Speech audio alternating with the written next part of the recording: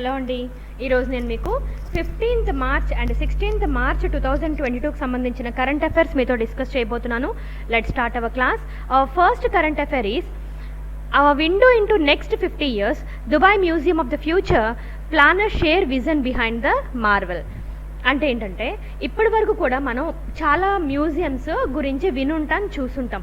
మనకున్న ఐడియా ఏంటి about a museum అంటే, మ్యూజియంలోని పాస్ట్లో ఏదైనా ఐటమ్స్ కానివ్వండి, లేకపోతే వ్యక్తుల గురించి కానివ్వండి, మనం అందులో పొందుపరుచుతారన్న విషయం మనకి తెలిసిన విషయమే. అయితే ఇప్పుడు ఈ దుబాయ్లో మ్యూజియం ఏంటంటే, అంటే ఫ్యూచర్లో, అంటే after 50 years of future, so ఎలా ఉండబోతుంది దుబాయ్ అనేది, తర్వాత అంటే వాళ్ళ ఇన్వెన్షన్స్ ఏంటేంటి ఉండబోతున్నాయి, అలాగే వాళ్ళ డిజిటల్ రియాలిటీస్ ఎలా ఉండబోతున్నాయి, ఆర్టిఫిషియల్ ఇంటెలిజెన్స్ ఎలా డెవలప్ అవ్వబోతుంది, so how it is impact on daily lives అనేది ఒక మ్యూజియంలో చూపించడం జరిగింది. So Dubai museum of future and architectural marvel with a first of its kind of concept and design was unveiled and it was promoted as a beautiful building on the ఎర్త్లోనే ఒక beautiful బిల్డింగ్గా ఇది promote చేయడం జరిగింది. ఈ museum ఏంటంటే 77 meters tall ఉంది, అలాగే spreads across 33,000 square meters. Okay, so unlike the traditional మ్యూజియంస్లో కాకుండా దిస్ మ్యూజియం ఏంటంటే it is showing the visitors on a journey to 2071. అంటే అక్కడ లోపలికి వెళ్ళిన విజిటర్స్ ఎవరైతే ఉంటారో వాళ్ళకి 2071 వాళ్ళకి చూపిస్తుంది అనమాట. సో అది కంప్లీట్లీ ఏంటంటే గ్లోబల్ ట్రెండ్స్ ఏవైతే ఉన్నాయి, సో హౌ ద డిజిటల్ ఇవాల్వింగ్స్ అవి ఎలా ఉన్నాయి, సో ఇన్నోవేషన్స్ అవి ఎలా ఉన్నాయి, సో అవన్నీ కూడా అందులో చూపించడం జరిగింది. It's a nice idea as well as wonderful museum to be visited. Moving on to the next news. Mission Indradhanush, Odisha topped in full immunization with 90.5% coverage. Mission Indradhanush అనేది గవర్నమెంట్, సెంట్రల్ గవర్నమెంట్ ఏర్పాటు చేసిన ఒక machine, ఒక కార్యక్రమం. ఇందులో ఏంటంటే ప్రతి ఒక్కరు కూడా ఇమ్యూనైజ్ అవ్వాలి అని చెప్పేసి ఈ కార్యక్రమం అనేది స్టార్ట్ చేయడం జరిగింది. అయితే ఒరిస్సా అనేది it is stopped in full immunization with 90.5% కవరేజ్తో వార్తల్లోకి రావడం జరిగింది. ఒరిస్సాలో ఉన్న 20 districts ఏంటంటే అబౌవ్ 90% ఆఫ్ ఫుల్ ఇమ్యూనైజేషన్ అయి ఉన్నాయి. అలాగే రిమైనింగ్ 10 districts కూడా లెస్ దాన్ 90, అంటే దగ్గరగా 90%తో ఉన్నాయని చెప్పేసి ఆ ప్రభుత్వం చెప్పడం జరిగింది. Moving on to the next news. Adavi tribal brand of forest produced launched. అంటే ఏంటంటే ఇప్పుడు నబార్డ్ అంటే ఏంటి, national bank for agriculture and rural development. So అలాగా NABARD as well as Janshikshan Sansthan అని చెప్పేసి ఒక సంస్థ. ఈ రెండు ఏంటంటే ఎవరైతే కేరళలో, ఎక్కడ అంటే కేరళలోని నిలంబూర్ అనేది ఒక టౌన్ అన్నమాట, ఒక ఏరియా. సో ఇక్కడ ఏవైతే ప్రోడక్ట్స్ అనేవి ప్రొడ్యూస్ చేస్తున్నారో, అంటే అది హనీ అవ్వచ్చు, యూజువల్గా ఫారెస్ట్ ప్రొడక్ట్స్ ఏమై ఉంటాయి, some they may produce some honey అవ్వచ్చు, లేకపోతే ఏవైనా మూలికలు, ఏమైనా ఆస్పరాగస్ ఇలాంటివి అవ్వచ్చు, లేకపోతే డిఫరెంట్ పికిల్స్ అవ్వచ్చు, లేకపోతే మంచి ఫ్రూట్స్ అవ్వచ్చు.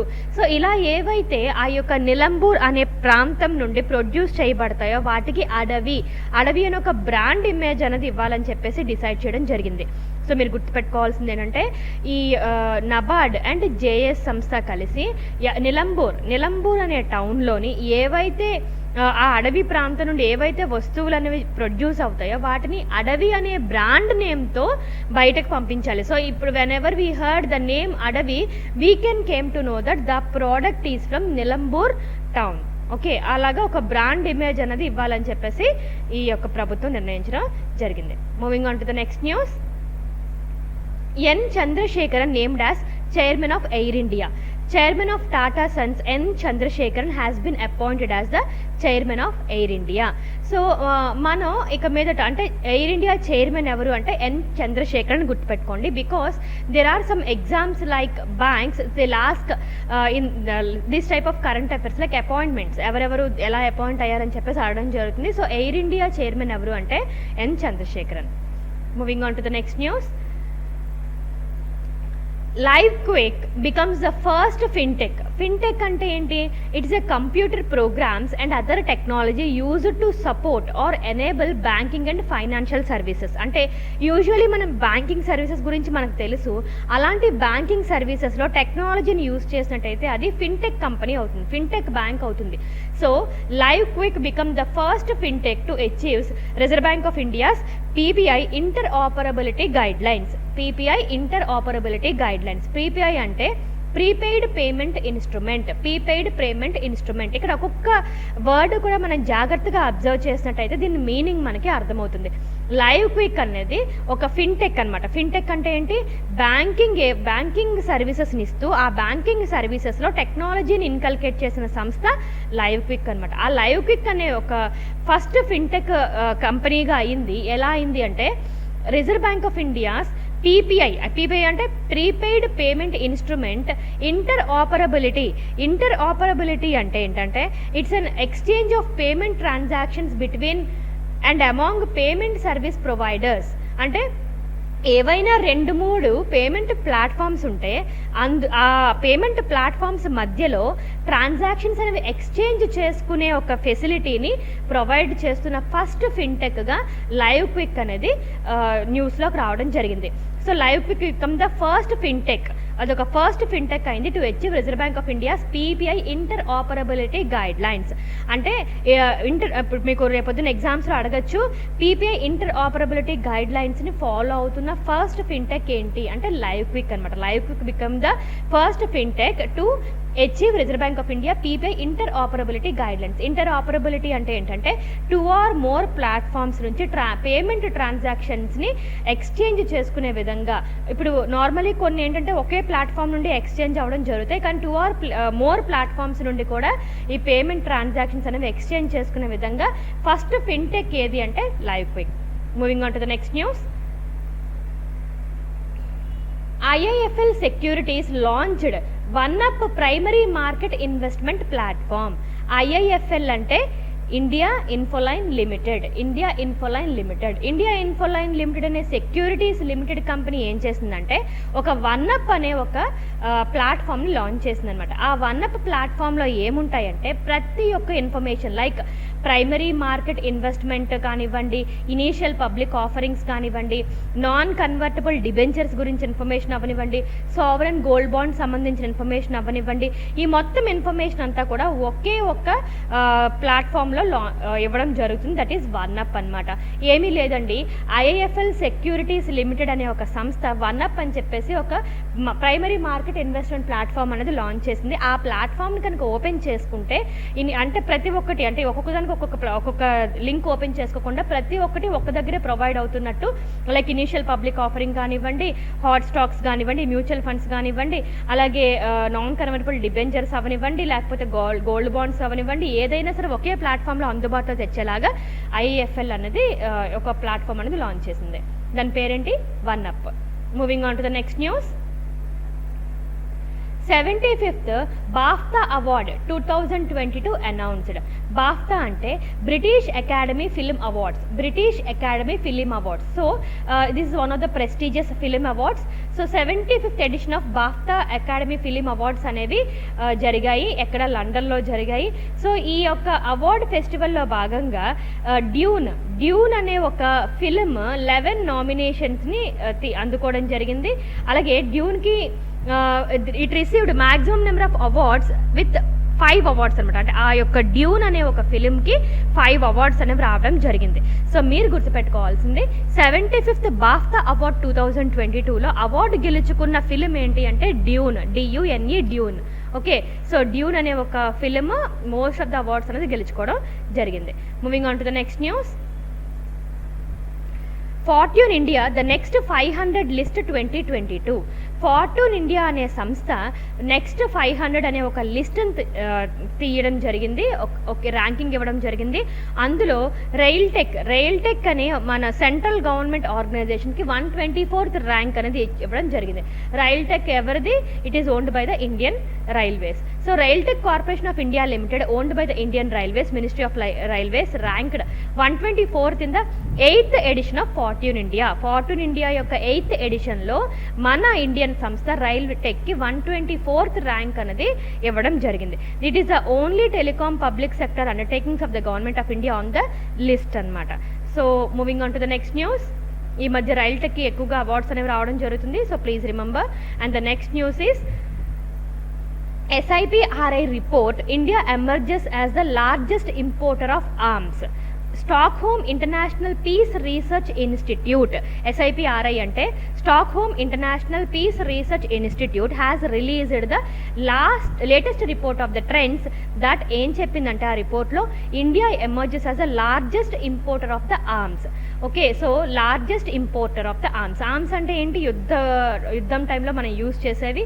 So India has emerge largest importer అని చెప్పేసి ఆ యొక్క సిప్రి అంటే Stockholm international peace research institute ఒక నివేదిక అనేది ఇవ్వడం జరిగింది.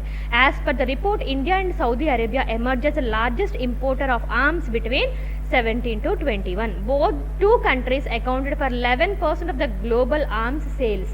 So 11% of the global arms సేల్కి పెడితే అది ఎక్కువగా ఇండియా అండ్ సౌదీ అరేబియా తీసుకున్నట్టు ఆ రిపోర్ట్ అనేది చెప్పడం జరిగింది. ఇంకా remaining Egypt 5.7%, Australia 5.4% and China 4.8 are the next 3 largest importers respectively. But whatever it may be, India is the largest importer of arms అనేసి రిపోర్ట్ ఇవ్వడం జరిగింది. Moving on to the next news. International Day of Action for Rivers 2022. So International Day of Action for Rivers is celebrated every year on 14th of March. ఇక మీద మీరు గుర్తుపెట్టుకోవాలి, March 14th as international day for action for rivers. అంటే reverse అనేవి చాలా అవసరం కదా. So అలాంటి రివర్స్ని ఒక అంటే వాటి యొక్క భద్రత కోసం ఒక డే అనేది ఉంటే వాటి యొక్క ఇంపార్టెన్స్ పెరిగి వాటి కోసం సంరక్షణ బాధ్యతలు కానివ్వండి, దాని యొక్క అవేర్నెస్ స్ప్రెడ్ చేయడానికి కానివ్వండి ఉపయోగపడుతుందని చెప్పేసి international day of action for rivers అనేసి March 14th గుర్తించడం జరిగింది. Moving on to the next news. World consumer rights day celebrates globally on 15th March. ఇది యూజువల్గా ఎవరైతే కాంపిటేటివ్ ఎగ్జామ్స్ రాస్తారో వాళ్ళకి డే బాగానే గుర్తుంటుంది. So world consumer rights day is celebrated globally on 15th March. Consumer rights day అంటే ఏంటి?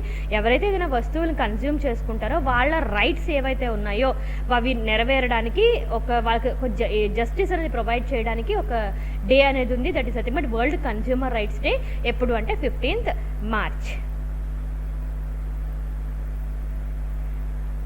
And the last but not the least of 15th March 2022, former Zambian president Rupiah Banda passes away. ఇతను మీకు పొద్దున్న ఎగ్జామ్స్లో అడగచ్చు, former president Rupiah Banda is the president of which country that recently passes away అని చెప్పేసి అడిగితే you have to remember it as Zambia. The former president of Zambia Rupiah Banda has passed away after 2-year battle with the క్యాన్సర్తో అయినా చనిపోవడం జరిగింది. ఆ name గుర్తుపెట్టుకోండి, country గుర్తుపెట్టుకోండి సరిపోతుంది. అంటే రూపయా బాండా అనే అతను ఏ కంట్రీకి ప్రెసిడెంట్, ఫార్మర్ ప్రెసిడెంట్ అంటే జాంబియా. జాంబియా క్యాపిటల్ ఏంటి అంటే లుసాకా. జాంబియా కరెన్సీ ఏంటంటే క్వాచా. సో ఇతను జాంబియాకి ఫార్మర్ ప్రెసిడెంట్ అనమాట. పేరు రూపయా బాండా. He has been passed away. Next, moving on to 16th March 2022 current affairs. Here the first current affair is India's first World Peace Center will be established in Gurugram. World peace centre ఆ పేరులోనే ఉంది, world peace centre. అది ఇంతకీ ఎవరు establish చేశారంటే అహింస Vishwabharati organisation. Ahimsa Vishwabharati organisation ఒక organisation established by the ambassador of peace eminent Jainacharya doctor Lokesh ji will establish India's first world peace centre in Gurugram, Haryana. హర్యానాలో ఎక్కడ ఈ వరల్డ్ పీస్ సెంటర్ ఎస్టాబ్లిష్ చేస్తున్నారు అంటే హర్యానాలో ఎస్టాబ్లిష్ చేస్తున్నారు. సో ఇక్కడ ఏంటంటే మెడిటేషన్స్ అవనివ్వండి, లేకపోతే ఒక పీస్ అండ్ హార్మోనీకి సంబంధించిన విషయాలు అవనివ్వండి. సో ఇక్కడంతా కూడా ఈ యొక్క సెంటర్ అనమాట. So it's completely discussed under the peace అనమాట. పీస్ గురించి, పీస్ని ఎలా కాపాడుకోవాలి, సో ఇవన్నీ కూడా అక్కడ చెప్పడం జరుగుతుంది. సో ఇక్కడ యోగా, మెడిటేషన్, నెక్స్ట్ డెవలపింగ్ చిల్డ్రన్కి ఇవన్నీ నేర్పించడం, ఇండియన్ కల్చర్ నేర్పించడం. సో ఇవన్నీ కూడా మెయిన్ ఇక్కడ ఎయిమ్స్గా చెప్పచ్చు. Moving on to the next news. Researchers from IIT Hyderabad. IIT అంటే ఏంటి? International institute of information technology. So IIT Hyderabad monitor street level pollution in Hyderabad. అంటే ఏంటంటే హైదరాబాద్లో ఉన్న స్ట్రీట్ పొల్యూషన్ ఏదైతే ఉందో అది వెహికల్స్ వల్ల అయ్యి ఉండొచ్చు, లేకపోతే ఫ్యాక్టరీస్ వల్ల అవ్వచ్చు. అంటే అక్కడ ఉన్న గాలి ఏదైతే కలుషితం అయిపోతుంది కదా, ఆ యొక్క లెవెల్ అనేది మెజర్ చేయడానికి ఒక ఇన్స్ట్రుమెంట్ అనేది కనిపెట్టడం జరిగింది. ఎవరు కనిపెట్టారు అంటే IIIT హైదరాబాద్. ఈ యొక్క ఇన్స్ట్రుమెంట్ వల్ల ఏంటంటే ఎక్కడైతే పొల్యూషన్ ఉందో ఆ ఏరియా మనకి తెలుస్తుంది. So that will be aware అనమాట. సో అక్కడికి వెళ్ళడానికి మనం ఆలోచించవచ్చు. సో అలాగా అంటే ఎయిర్ పొల్యూషన్ తాలూకా ఒక ఇన్స్ట్రుమెంట్, ఎయిర్ పొల్యూషన్ మెజర్ చేసే ఒక ఇన్స్ట్రుమెంట్ని IIIT హైదరాబాద్ వారు కనుక్కోవడం జరిగింది. Moving on to the next news. Nation's first artificial intelligence and robotics technology park launched in Bengaluru. So ఇండియాలోనే first artificial intelligence and robotics technology park అనేది launch చేశారు. ఎక్కడ అంటే బెంగళూరులో. సో దీనికోసం 230 crores అనేది స్టేట్ గవర్నమెంట్ అనేది కేటాయించడం జరిగింది. సో ఇందులో ఏంటంటే టెక్నాలజీ, ఫ్యూచరిస్టిక్ టెక్నాలజీస్ ఏవైతే ఉంటాయో అవన్నీ కూడా ఎవరైతే కనెక్ట్ అవ్వని వాళ్ళు ఉంటారో వాళ్ళకి అదంతా టెక్నాలజీ అంతా కూడా అర్థమయ్యేలాగా so it's intends to use అనమాట futuristic technologies to connect the unconnected. Okay, so ఆ విధంగా మొత్తం అందరికి కూడా టెక్నాలజీ గురించి అవగాహన కలిగేలాగా ఒక పార్క్ ఎక్కడ ఇనాగ్రేట్ చేశారు అంటే బెంగళూరులో ఇనాగ్రేట్ చేయడం జరిగింది. So this ambitious mission includes health care, education, mobility, infrastructure, agriculture, retail and cyber security. ఇందులో ప్రాబ్లమ్స్ ఏవైతే ఉన్నాయో ఇవన్నీ కూడా ఆ యొక్క రీసెంట్ టెక్నాలజీని యూజ్ చేసి ఓవర్కమ్ చేసినట్టుగా ఈ పార్క్ అనేది లాంచ్ చేయడం జరిగింది. ఎక్కడ? Bengaluru, Karnataka. Moving on to the next news. Revoking అంటే cancelling Russia's most favoured nation trade status. So Russia మీద ఇప్పటికే చాలా వరకు ఆంక్షలు అనేది వస్తున్నాయని మీ అందరికీ తెలుసు. సో ఇప్పుడు రష్యాని most favoured nation trade status నుండి కూడా తీసేయడం జరిగింది. ఏంటి most favoured nation trade status అంటే ఏంటంటే ఆ యొక్క ఇందులో ఉన్న వాళ్ళకి అంటే ఎవరైతే most favoured nation trade status కలిగిన కంట్రీస్ ఏవైతే ఉన్నాయో వాళ్ళ యొక్క ఇంపోర్ట్స్ మీద, ఎక్స్పోర్ట్స్ మీద ట్యాక్సెస్ అనేవి అంటే వాళ్ళు ఏమైనా ఇంపోర్ట్ చేసుకున్నప్పుడు ఆ ట్యాక్స్లు అనేవి కొంచెం తగ్గిస్తారనమాట. సో ఇప్పుడు అలాంటి స్టేజ్ నుండి రష్యాని బయటకు తెచ్చేయడం జరిగింది. President Biden announced that United States along with the G7 of the European nation and the NATO వీళ్ళందరూ కలిసి రష్యాని most favoured nation trade status నుంచి తీసేయడం జరిగింది. సో ఇలాగా అంటే revoking Russia status will allow the United States to increase the impose new tariff అనమాట. ఇక మీదట రష్యా ఇంపోర్ట్స్కి న్యూ టారిఫ్ అనేది విధించడం జరుగుతుంది. సో ఇదంతా ఎందుకు జరిగింది అంటే మీకు తెలిసిందే, యుక్రెయిన్ మీద దాడికి కారణంగా ఈ రష్యా ఈ పనిష్మెంట్ అనేది ఎదుర్కోవడం జరుగుతుంది. Moving on to the next news. Bhagwat Mann sworn as the new Chief Minister of Punjab. So last time నేను మీకు కరెంట్ అఫైర్స్లో చెప్పాను జనరల్ ఎలక్షన్స్ అనేవి 5 స్టేట్స్లో జరిగాయి అని చెప్పేసి 4 స్టేట్స్లో బీజేపీ గెలిచింది అని చెప్పాను. ఒకే ఒక్క స్టేట్లో పంజాబ్ ఆ స్టేట్లోని ఆమ్ ఆద్మీ పార్టీ గెలిచిందని చెప్పాను. ఇప్పటి వరకు కూడా పంజాబ్లోని కాంగ్రెస్ పార్టీ ప్రజెంట్ రూలింగ్ పార్టీగా ఉండడం జరిగింది. ఇప్పుడు కాంగ్రెస్ పార్టీని దాటుకొని ఆమ్ ఆద్మీ పార్టీకి ఓట్ అనేది అంటే గెలవడం అనేది జరిగింది. సో ఇప్పుడు ఆమ్ ఆద్మీ పార్టీకి చెందిన వ్యక్తి భగవత్ మన్ గారు చీఫ్ మినిస్టర్ ఆఫ్ పంజాబ్గా ప్రమాణ స్వీకారం చేయడం జరిగింది. ఆయన పేరేంటి? భగవత్ Mann. Moving on to the next news.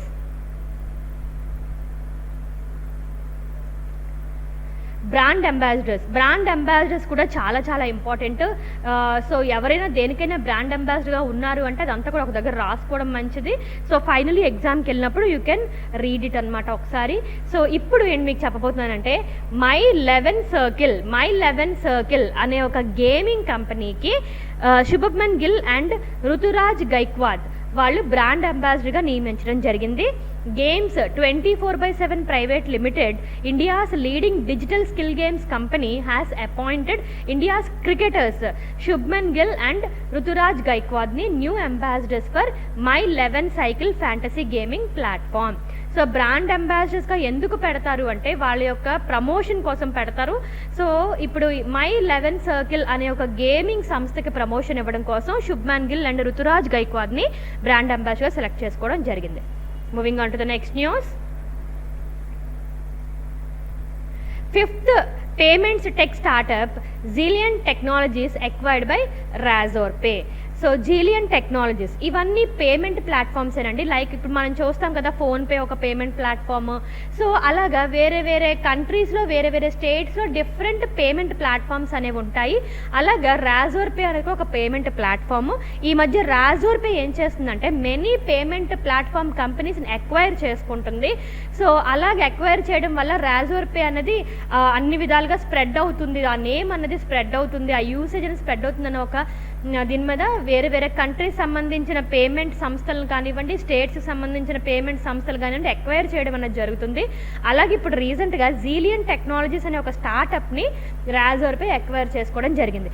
రాజోర్పే is a fintech unicorn announced to purchase of Zealiant technologies. It's also a fintech business that provides banks with payment technology solutions for a undisclosed sum అన్నమాట. అంటే ఒక payment technologies అనే రాజోర్పే అనే payment technology సంస్థ జీలియన్ టెక్నాలజీస్ని acquire చేసుకుందని చెప్పేసి గుర్తుపెట్టుకుంటే సరిపోతుంది. మీరు అనుకోవచ్చు ఇలాంటి క్వశ్చన్స్ ఎగ్జామ్స్లో అడుగుతాడా? ఖచ్చితంగా అడుగుతాడు. So please remember. Moving on to the next news. Mahanadi coal fields limited is now the biggest coal producing firm of India. So ఇది కూడా మీరు గుర్తుపెట్టుకోవాలి. బిగ్గెస్ట్ కోల్ ప్రొడ్యూసింగ్ సంస్థ ఏది ఇండియాలో అంటే Mahanadi coal fields. Mahanadi coal fields A subsidiary of coal India. Coal ఇండియాకి ఇంకో సబ్సిడరీ అనమాట మహానది కోల్ ఫీల్డ్స్ అనేది. Has announced that it has become the countries largest coal producer with 157 million tons of coal అనేది produce చేస్తున్నట్టుగా అఫీషియల్గా చెప్పడం జరిగింది. Mahanadi coal fields limited now became the biggest coal producing film of India. Moving on to the next news. Interesting news. Paytm Payment Bank punished by the Reserve Bank of India for data breaching to Chinese firms. So data అన్నది Chinese ఫిర్మ్కి leak అవుతుంది అని ఒక దీని మీద Paytm payments బ్యాంక్ని Reserve Bank of India punish చేసింది. So Reserve Bank of India has stopped Paytm payment bank from accepting new కస్టమర్స్ని ఇక్కడ యాక్సెప్ట్ చేసుకోకూడదు అని చెప్పేసి ఒక తీర్మానం అనేది పేటిఎం పేమెంట్స్ బ్యాంక్ మీద రిజర్వ్ బ్యాంక్ ఆఫ్ ఇండియా ఇవ్వడం జరిగింది. Because it broke the laws by allowing data to transit to servers in other countries. ఈ కంట్రీ యొక్క డేటా వేరే కంట్రీ యొక్క సర్వర్స్కి ట్రాన్సిట్ చేస్తుంది అన్న విషయం మీద సో ఈ యొక్క బ్యాన్ అనేది పేటిఎం పేమెంట్స్ బ్యాంక్ మీద రిజర్వ్ బ్యాంక్ ఆఫ్ ఇండియా ఇవ్వడం జరిగింది.